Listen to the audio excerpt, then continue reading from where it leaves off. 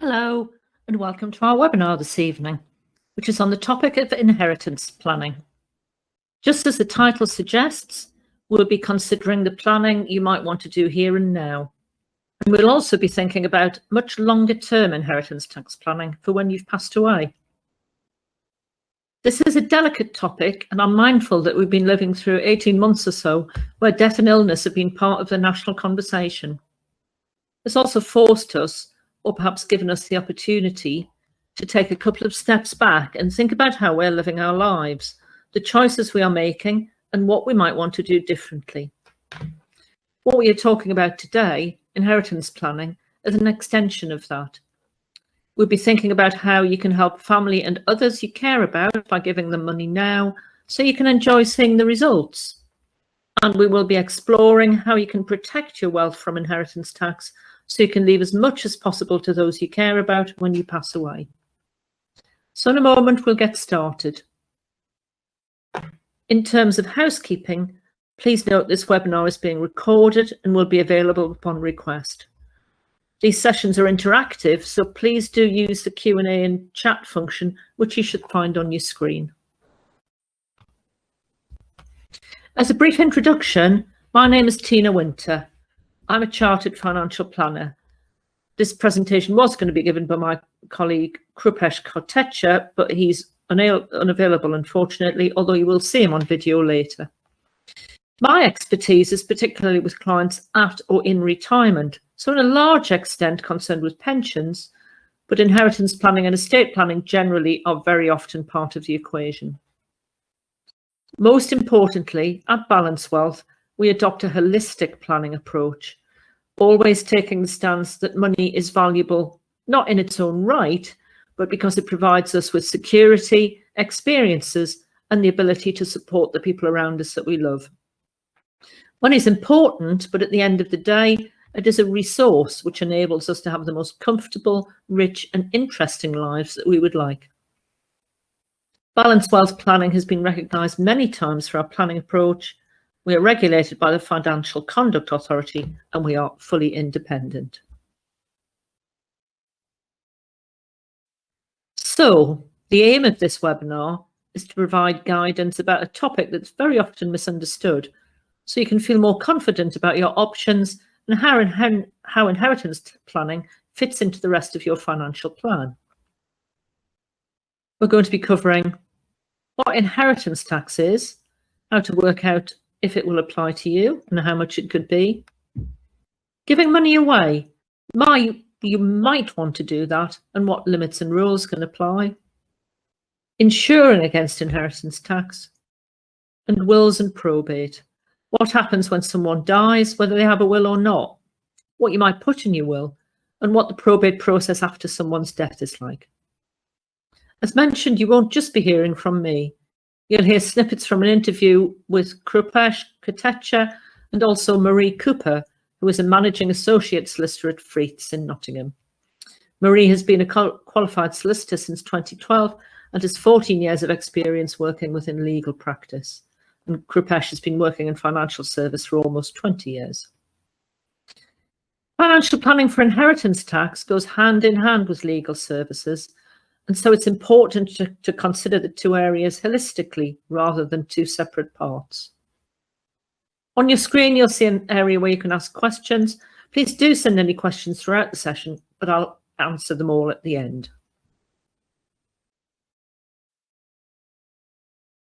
So, let's start with inheritance planning. I read a few days ago that in July 2021, HMRC had the highest ever receipts of inheritance tax since it was introduced in 1986. And I'm old enough to remember the old days of capital transfer tax that predated inheritance tax, which was actually much more onerous. Between April and July, £2.1 billion in inheritance tax was collected in all. And the figure for the last full tax year was £5 billion. So it's an increasingly important revenue source for HMRC. That's quite a few new hospitals, which seems to be the new unit of public spending cost. So what is inheritance planning? It's the act of deliberately thinking about who you want to pass your wealth on to, whether that be gifts during your lifetime or on your death through your will. It's often mentioned in the same breath as inheritance tax, and one of your motivations for thinking about any sort of planning might be to reduce inheritance tax. But there can be other motivations too, including giving away money so you can see it being enjoyed and used, or keeping money in the family so it passes down the generations. That's particularly the case with agricultural land or family business assets. It's important to give some thought to what your motivations are, because the planning steps you take should stem from there. One of the key motivators is often a desire to minimise or avoid inheritance tax, so your family receive as much as possible from the wealth you've worked hard to grow. So let's start with that. So what is inheritance tax? Simply put, it's a tax on the wealth of someone who's died. It's worked out based on the value of a person's estate, and we use the word estate to mean a person's property, money, and possessions.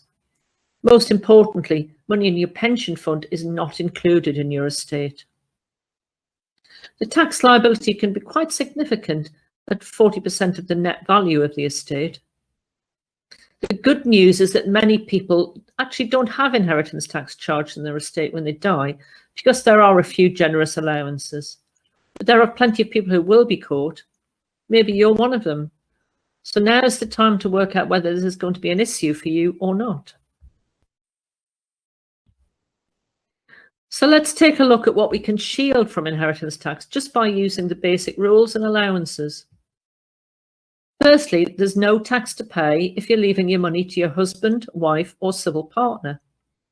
However, if you have a large estate, you may just be passing on the headache to them because it'll be charged when they die instead. It obviously also means that unmarried couples do not have that option available. Next, there are two generous allowances.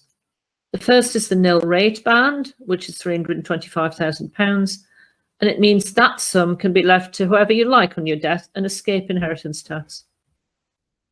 The second allowance is the residence nil rate band and applies if you own your own home. If it's worth more than the band value and on your death, you're leaving the property to your children or grandchildren. It also applies if you've owned your own home recently and perhaps gone into a care home instead, for example.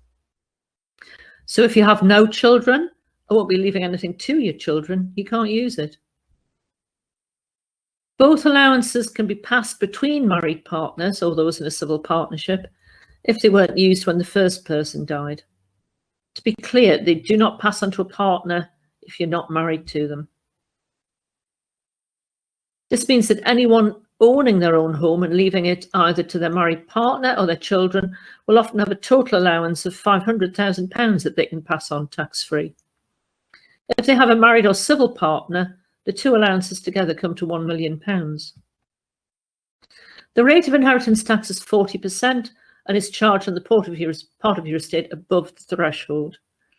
This can be reduced to a rate of 36% if you leave 10% or more of your net value of your estate to charity in your will. And remember, money held in your pension is not included and is therefore considered outside of your estate for inheritance tax purposes. This is one of the reasons why it's important to start planning early, as pensions can be used to great effect to pass on wealth without incurring an inheritance tax liability. However, if the total value of your estate is more than £2 million, the residence nil rate band is reduced, making more of your estate subject to inheritance tax. It can be quite complicated, so bear with me. The residence nil rate band is tapered to zero if the estate of a single person is worth more than £2,350,000. For someone who's inherited a partner's residence nil rate band in full as well, I'm afraid both bands disappear if your estate is worth more than £2,700,000. That basically means if you have more than £2 million of wealth, you're in the firing line to pay more inheritance tax. You can already see it's not straightforward. I want to give you an idea about how this works in principle. Here are just two examples focused on married couples to show you how substantial the tax could be. So a married couple with children with a joint estate value of £1 million, including their home. They leave everything to each other in the first instance and then their children. There will be no inheritance tax liability. A married couple with children now have an estate value of £2.7 million, including the home. They leave everything to each other in the first instance and then their children. So the residence nil rate band is reduced to nil, and the joint nil rate band is £650,000. And in that case, the inheritance tax charge will be £820,000. I've simplified this right down, and there are many nuances to consider, so I recommend you seek advice for your own individual situation. Unmarried couples are more vulnerable when it comes to inheritance tax, and these examples help illustrate a bit more. Because in a couple, there could easily be tax to pay on the first death, and the money has to be found from somewhere. Compared with a married couple where the allowance is transferred and the tax paid on the second death, by which their investments or family home could be sold to pay the bill. So looking at the example of a single unmarried person with children, the estate value is £1 million, and the wealth is left to children on death.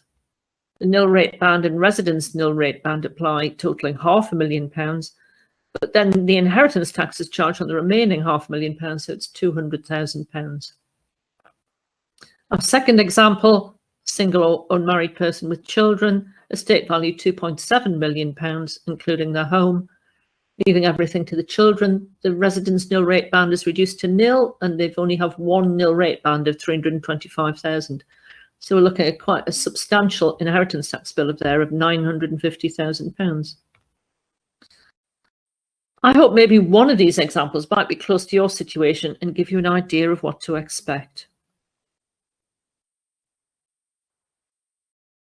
But if you want your estate to suffer less inheritance tax when you go, there are a few options.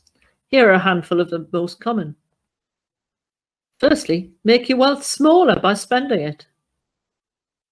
You could reduce your wealth by giving it away or putting it into a trust. You could put your wealth somewhere where exemptions apply, including in your pension and certain types of investment.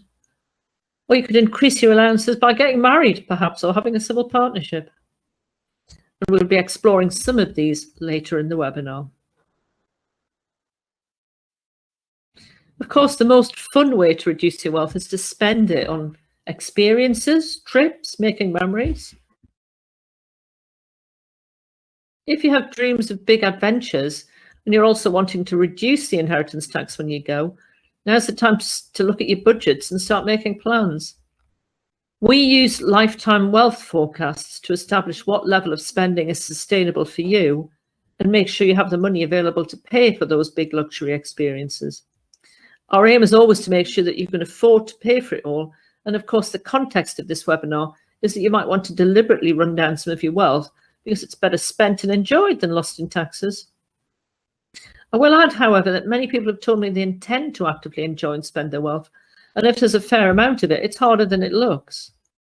And remember, if you spend on assets such as works of art, jewellery and antiques, etc., you might enjoy them, but they'll still be part of your estate. So making gifts. Let's move on to giving money away. And I know the word giving can sometimes cause a bit of a shock. Financial professionals and lawyers bandy the word about all the time, but the idea of giving away money that you've been building and protecting for several decades and losing control of it doesn't come naturally. That's why I usually suggest discussing making gifts and testing out how you feel and what you can afford over several months or even years. There's not usually a rush to make gifts unless you're in very poor health. Just a growing acceptance of the idea until you feel ready to move forward with it.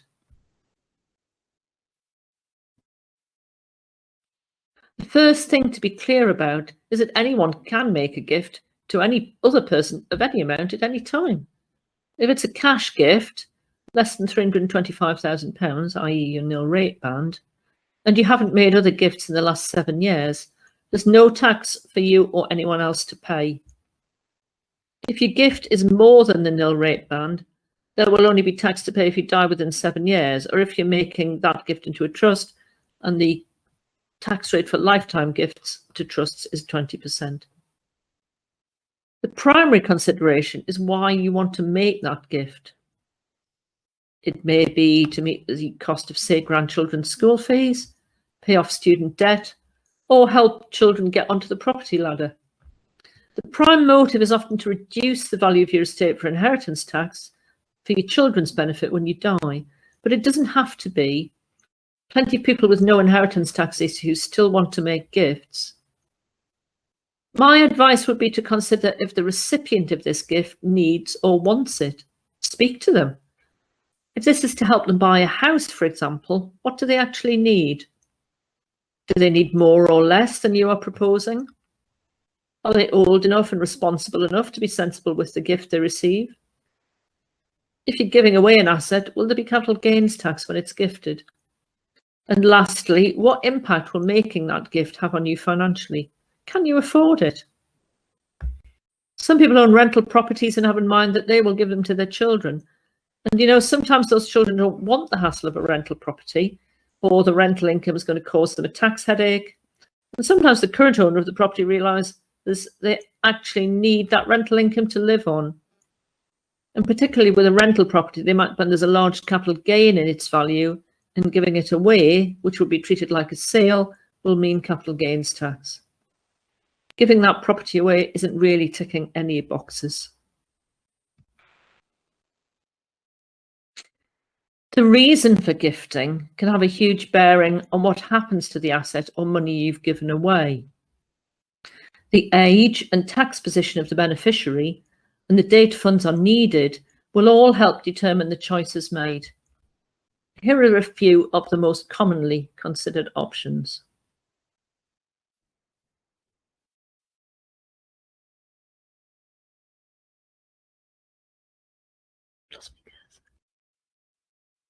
Cash gifts,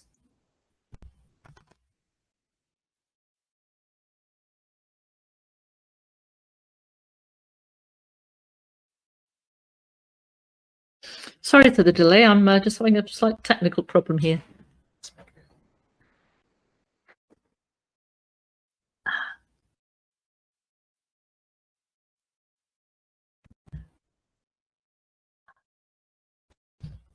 Sorry about that. A problem moving my presentation on. Cash gifts. To start again, making an outright gift of cash to a child or grandchild is the simplest way of gifting. It's effective where the money is needed for an immediate rather than a future purpose, like buying a house. However, the age of the child will need to be considered. Are they old enough to hold the money or investments in their own name? And do they have the financial maturity to use it for the purpose it was intended? If the answer to these questions is no, then it may be that the gift is not made until your family member actually needs the money for a particular purpose, such as university costs. It doesn't help your inheritance tax position, but that might not be your motivation anyway. Junior ISAs. Parents and grandparents may make a contribution to a junior ISA held in the child's name if they're under 18.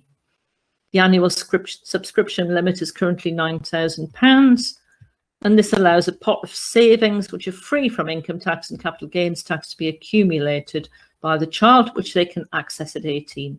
It's a popular choice. Lifetime ISAs. The gift money might be saved towards a house, in which case the recipient might want to put that into a lifetime ISA if they're eligible, so under 40, because of the bonuses that are paid when the money is used to buy a first house. Pension contributions can be made into a child or grandchild's pension plan. Of course, the downside is that the child cannot access the money until minimum pension age, currently 55, rising to 57, could be a long way off. Contributions are usually limited to £2,800 a year, but grossed up to £3,600 in the pension with the addition of basic rate tax relief. However, higher contributions can be made. The limits are actually based upon the child's own tax position. Paying contributions to an adult child's pension is often disregarded, but it can free up their income to be used on other things. As I said earlier, my advice is to ask them what they would actually prefer. There is something to be aware of if you're thinking about making gifts to children who are under 18, And that's what's called the parental settlement rules. Basically, if parents make gifts to their child aged under 18 and it makes income of more than £100 a year, that income is still treated as belonging to the parent and they will pay income tax on it. However, the rules don't apply where grandparents make a gift for a minor grandchild and do not apply to junior ISAs because ISAs don't pay tax on income. So I've just told you that gifts can be made of any amount, and we know that making a gift will reduce your estate, and so the inheritance tax bill will come down. But I'm sure you already know it's not that simple. You may well have come across the 7-year rule, which broadly means that if you die within 7 years of making a gift, some or all of that gift will be added back into your own estate as if the gift had never happened. So most gifts do not start to escape the reach of inheritance tax until at least 3 years have passed, and do not completely escape inheritance tax until you've lived for 7 years from the date of the gift. That's why their formal description is a potentially exempt transfer. Where there have been gifts within 7 years of death and taxes due on death, it's the recipient of the gift who's liable for the tax. But there are some exceptions where the 7-year rule does not apply. So certain gifts would be immediately taken out of your estate or just not regarded as gifts at all. So payments by a parent towards their child's maintenance or education are not regarded as gifts and therefore free from inheritance tax if the child is under 18 or in full-time education. This treatment does not apply to similar payments from grandparents. These would normally be treated as gifts. Normal expenditure out of income, which can be very useful. Regular gifts which are made from surplus income and do not affect the giver's usual standard of living are immediately exempted and treated as having left your estate. They will not be added back in when you die. Annual exemption. Up to £3,000 can be gifted each tax year, and this again will not be added back to your estate if you die. If the previous year's allowance has not been used, this can be carried forward to make £6,000. Small gifts. Anyone can make any number of small gifts of up to £250 per recipient. As I said, it has to be to different people. Gifts in consideration of marriage. Each parent can gift up to £5,000 in consideration of marriage or civil partnership, and for grandparents, the figure is £2,500. If you're in a relationship but not married or in a civil partnership, it's important to be aware that the rules are different to those for people who are married. Whereas married couples can transfer assets between each other and life and after death with no tax consequences, that's not the case with unmarried couples, where the normal gift rules apply, including the 7-year rule, where inheritance tax will apply if you die within 7 years. Also, there may be capital gains tax implications if you're gifting assets.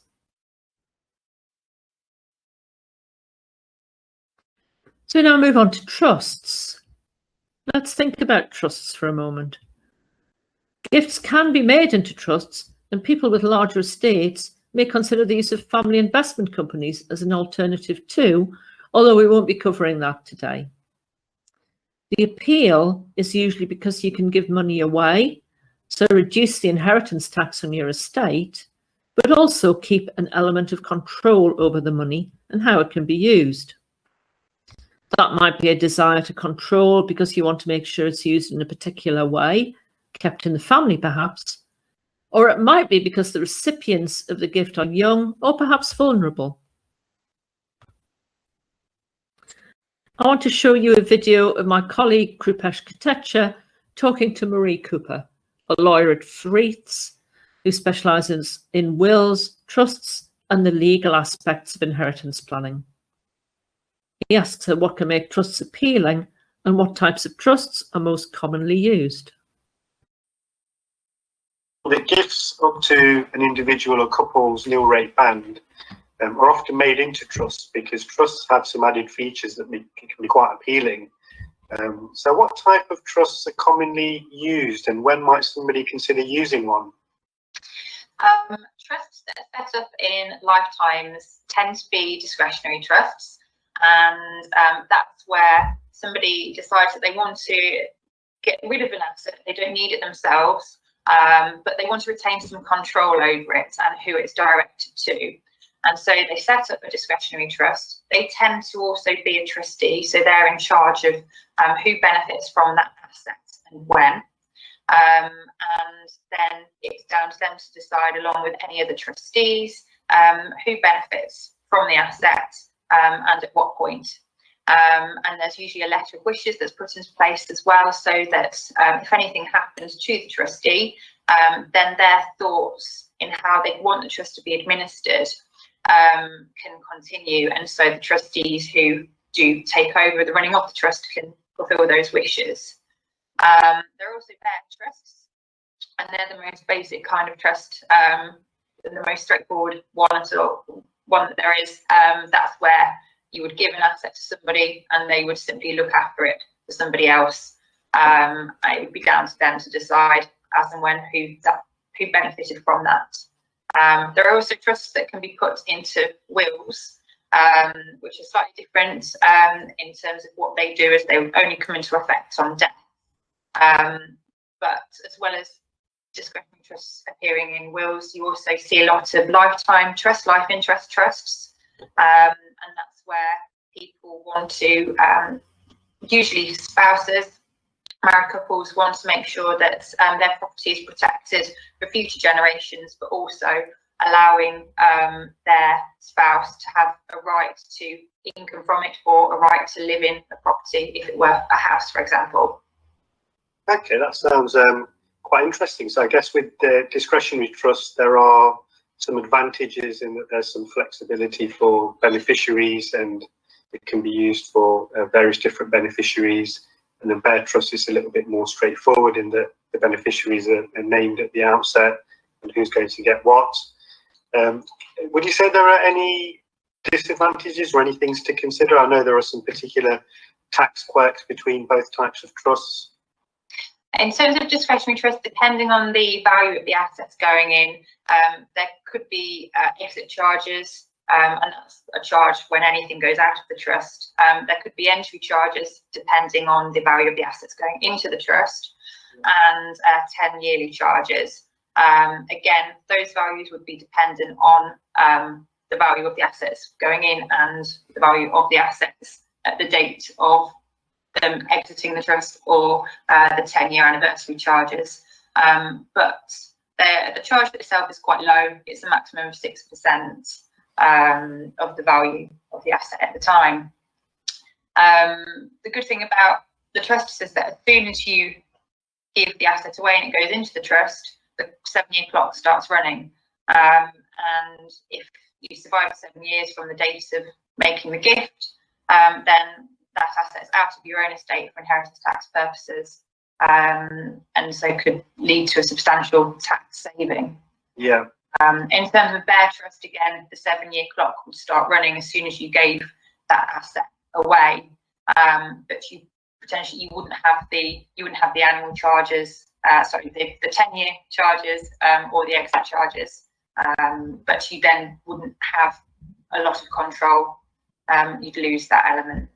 Yeah, that's the downside, I guess, with that trust. So I think what we see is, in most cases, people that want to use trust tend to gift up to or as close to their nil rate ban threshold, so that they don't have any of the sort of entry charges and so on, and potential charges along the way. Are there any planning opportunities for those that want to gift more than that? I know that there are some things like family investment companies that can be used. Yes, family investment companies are a vehicle where they're also a form of trust, but they incorporate a lot of corporate elements. You tend to have a company that's set up to deal with the assets in the trust, and that company issues shares, and those shares are then held in different classes, and you'd have a different class of share passing to a different sort of beneficiary. So the owners of the company would have a different right to the assets in the trust as opposed to the beneficiaries who might be children, grandchildren. Okay, so I suppose one disadvantage of trusts or family investment company type solutions may be that professional costs may make the trusts sort of uneconomic, if you like.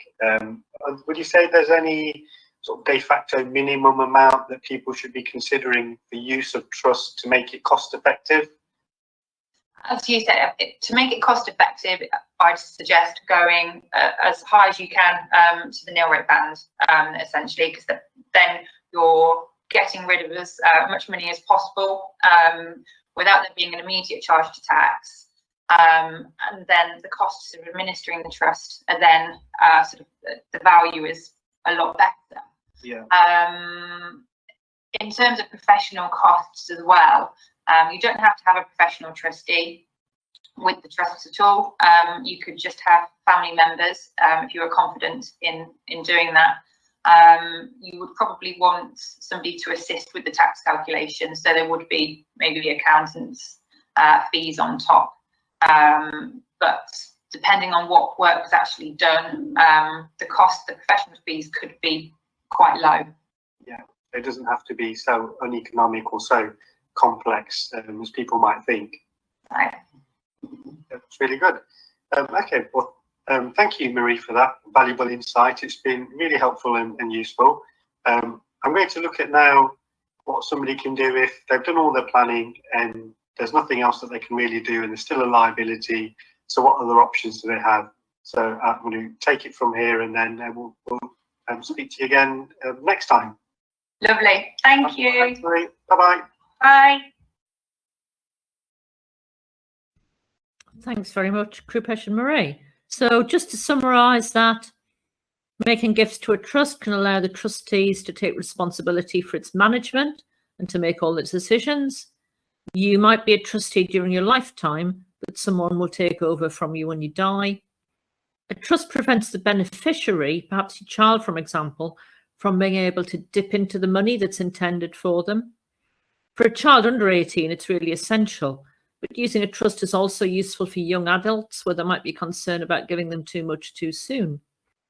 It's particularly useful or even essential if a recipient of a gift is vulnerable in some way, mentally impaired, or if it's a particularly large amount that could be overwhelming to them.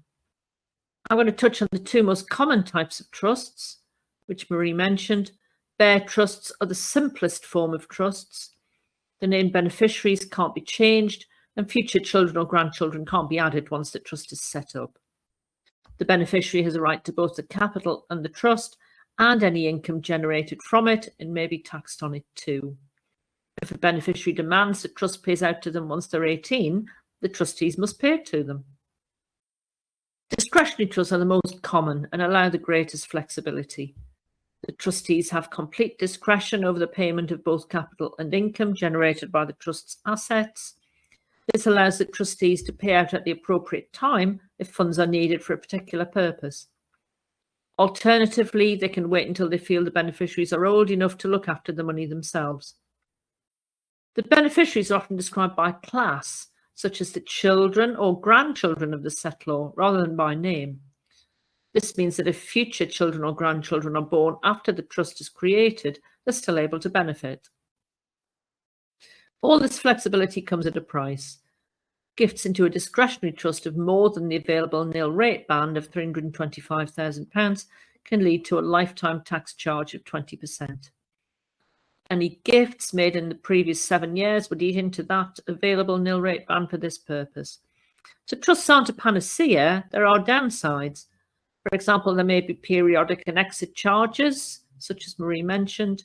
The trustees may also have other taxes to pay, income tax, capital gains tax. They often need accounts and tax returns professionally preparing. And to be clear, once you've paid into the trust, you can't usually get the money back out again. It's no longer yours. I do want to emphasise that we're just covering the basics today. Trusts and taxes are really complicated and the full detail is well beyond the scope of this webinar. This is where professional help and getting the right advice is needed. So using exemptions.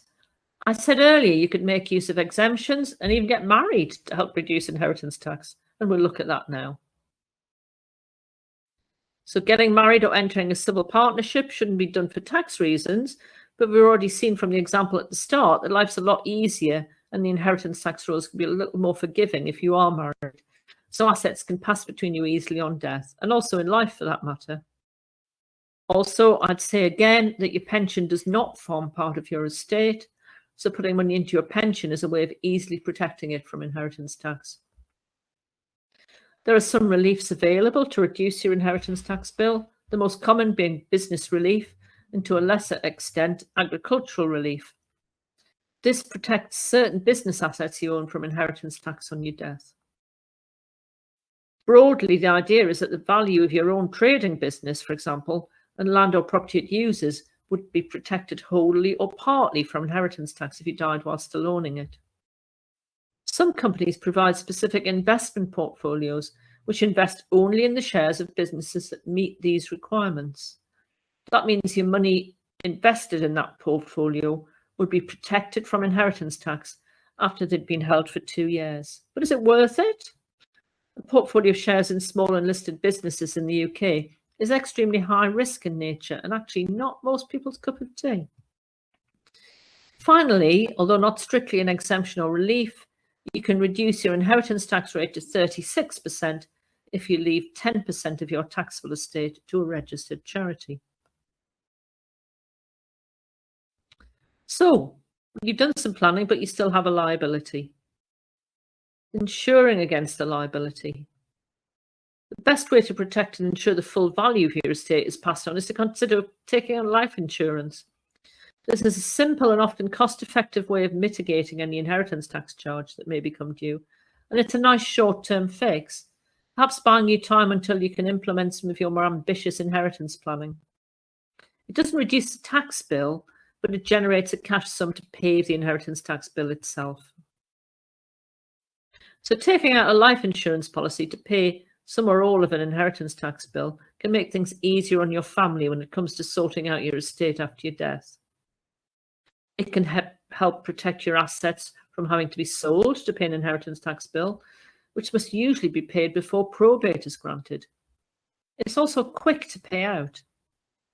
This gives you the peace of mind knowing your family and other beneficiaries are not having to rush to sell the family home, for example, to raise the money needed to pay the tax bill when you pass away. And as I mentioned earlier, it can also just buy you time. You might be planning to make some large gifts in a few years' time that will eradicate your inheritance tax bill, but the time isn't right to do it yet, and you want to do something to eliminate that tax bill in the interim period. Alternatively, you might have just made a big gift that will protect your estate from inheritance tax, but you've got to wait 7 years for that to happen. You're exposed in the meantime. Depending on how long you might need this insurance for, you might look at a 7-year term assurance policy or even a whole of life insurance policy, which remains in force until your death, provided you continue paying the premiums. Insurance is typically used as a short-term tool because it can get very expensive later in life when your chances of passing away increase. If you're in reasonable health now, it's not usually difficult to arrange this insurance. But if you have any health issues, the insurance can take time to arrange, and you can expect to have medical tests as part of the application. Most life insurance policies will count as part of your estate unless they're structured properly. You will usually need your policy to be written in trust, which can often be done at no extra cost when taking out your plan. This makes sure that the payout does not add to the value of your estate and make your position even worse. So in this final section, we'll look at the probate process when someone has died and what's involved, who pays the tax and how it's paid, and the importance of drafting a will as part of your inheritance planning. So a will is your number one tool in inheritance tax planning for when you die. It sets out what you want to happen to your wealth, who should get it, and if any conditions should apply. A will might also commonly include provision for a trust. That might be a trust that will receive money for your children while they're under a certain age, or it could be a trust to take care of some of your wealth for the benefit of a child or grandchild who's vulnerable, for example, perhaps mentally impaired. Your will could also explicitly say which charities you want to leave a legacy to. Another common scenario is where there are children from previous relationships. The will might create specific provision to make sure their share is always protected. It's really important to get a will arranged if you don't have one. Wills should also be kept up to date to reflect life's changes. Having a will means you're in control and not falling subject to the intestacy rules, which don't always do what you might expect. I've seen some cases of unmarried couples who don't have wills, and in the event of one of them dying, their assets won't go to each other, but to their parents. One of those assets could even be the home they share.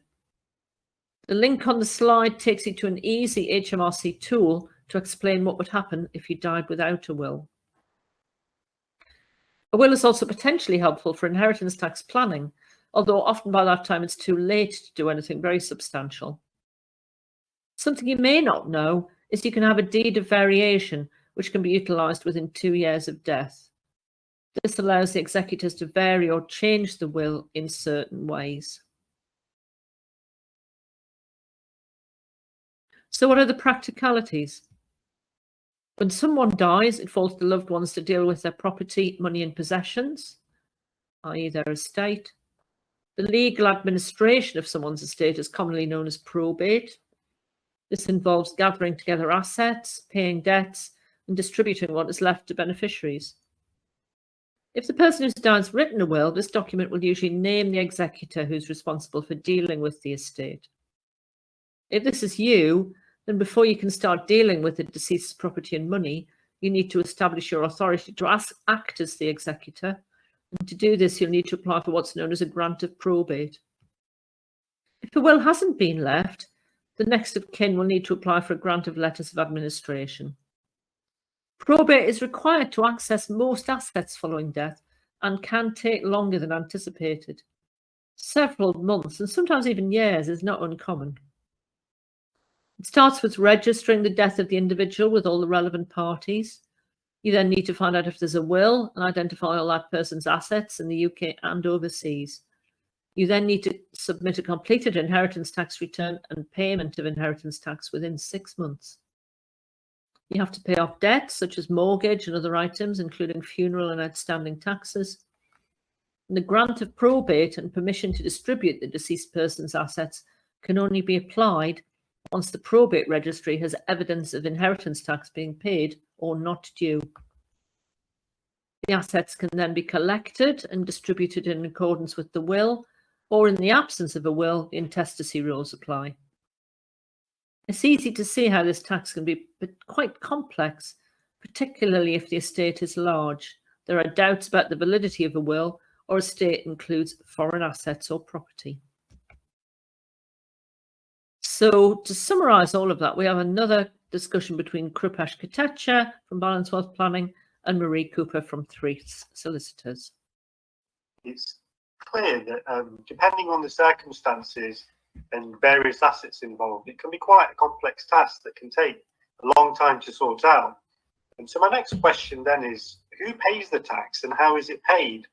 Because of course, the assets cannot be collected and distributed until that part's complete. That's right.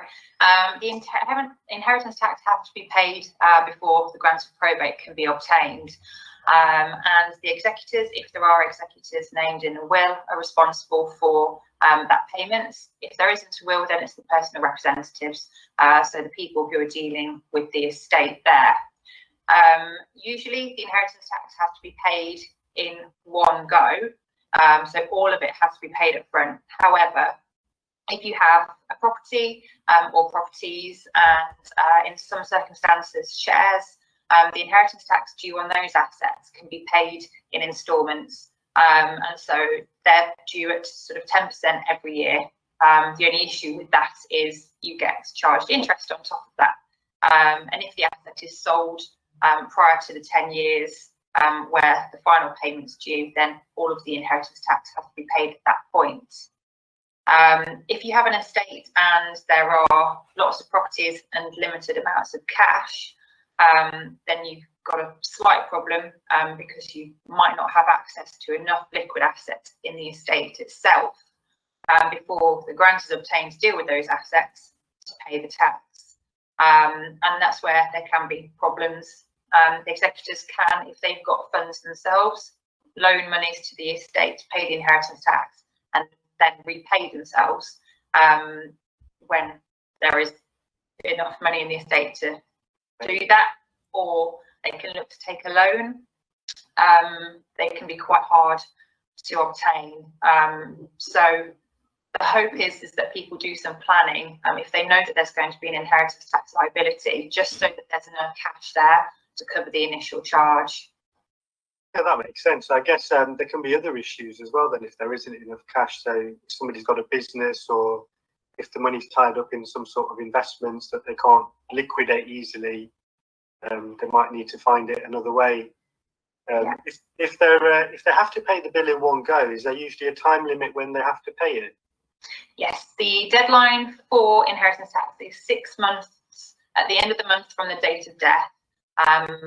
If it's paid after that, it's okay, but interest is charged. If it's not paid within a year of death, then HMRC will impose the interest, but they'll also charge penalties as well.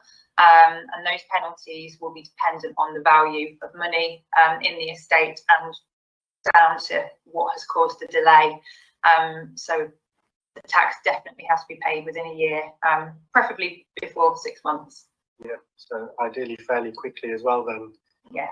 Okay, and so you mentioned personal representatives of a will. So can we talk a little bit more about the importance of drafting a will and maybe the implications of not having one? Yes, quite simply, if you make a will, you're choosing the people to deal with your estate and who benefits from it.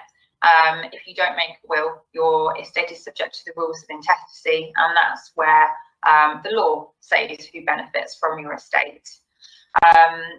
Everyone's situation is different, but if you are in a second relationship, maybe where you've got children from a previous relationship, you should definitely consider having a will to make sure that those children are looked after, if that's what you want. If you're a single person, you would want to think about making a will just to make sure that the people that you want to benefit from your estate do. A lot of the times, the rules of intestacy don't really correspond with what people want, and what they want to happen. And so it's better to have a will in place, and especially in terms of tax planning and protecting assets from care fees or a surviving spouse having a future relationship. There are lots of different things that can now be done within wills, as well as the straightforward kind of just making sure that whoever you want to get something does. Yeah, so it's a really good planning tool to use in advance of somebody passing away.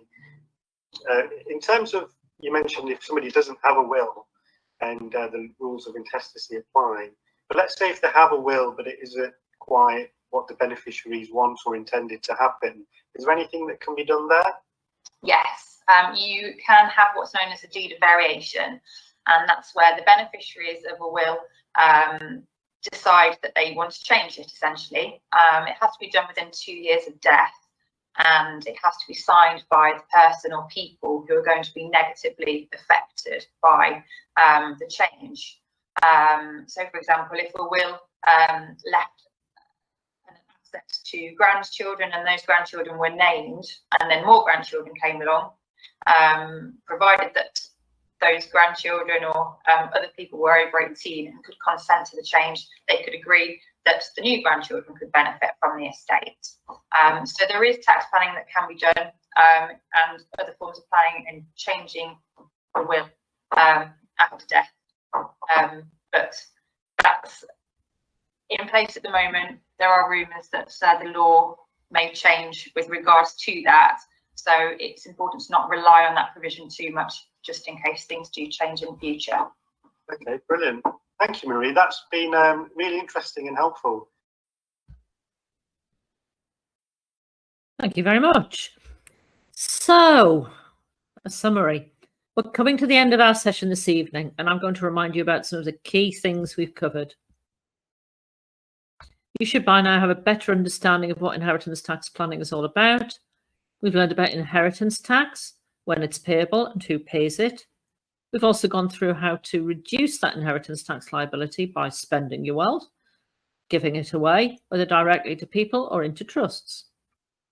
We've looked at some of the most common exemptions and reliefs that can help with planning. And we've touched on the idea of insuring against the inheritance tax so it can be paid that way. And finally, we've had a reminder about why a will is important and what the probate process is like. If any of these issues apply to you, please speak to your financial planner and ask to cover that in depth at your next financial planning review. Or if you don't have a financial planner yet, now's the time to get in touch. We just urge you not to leave this type of planning at the bottom of your to-do list, as our experience tells us that this can limit the options available to you. You will have seen that inheritance planning is a very specialist subject, and it's one that needs a lot of care because the decisions you make are often irreversible. Obviously, we can't cover everything within today's webinar, and the best course of action will very much depend on your individual circumstances. There's plenty of opportunity to pass on a lot of wealth to grandchildren and children before inheritance tax becomes an issue. Keep in mind, though, not doing anything means you could be part of the group that end up paying. HMRC collected £5.2 billion in inheritance tax in the last tax year. The main takeaway is that you shouldn't worry about inheritance tax. Seek advice if you think you have a tax liability or not sure. There are lots of planning opportunities available. It's equally important to keep your inheritance planning strategy under regular review. Circumstances can change dramatically and quickly, as we've seen during the pandemic. So on this slide, we've set some key contact details. If you'd like to know more, then please get in touch with us. And if you need legal support, you can reach out to Marie Cooper Retreats. This is part of our regular series of webinars that we're hosting. We've previously covered topics such as financial planning and divorce, redundancy, selling a business, ethical investment, and retirement planning. Recordings for previous webinars are available online and on request. So if there's something you'd like to know about, please let us know. I really hope that's been a useful tour through some of the key points to consider if you're planning for the future. If you need any advice, please get in touch with any of the professionals mentioned in this webinar and any of the financial planners in my team too, of course. You'll receive a feedback form shortly through which you can request a link to the webinar recording and a copy of the slides. And now I'd like to answer your questions. So please use the Q&A section on the screen to send any questions through to me. It's been a real pleasure going through all of this with you, and I wish you all a relaxing evening.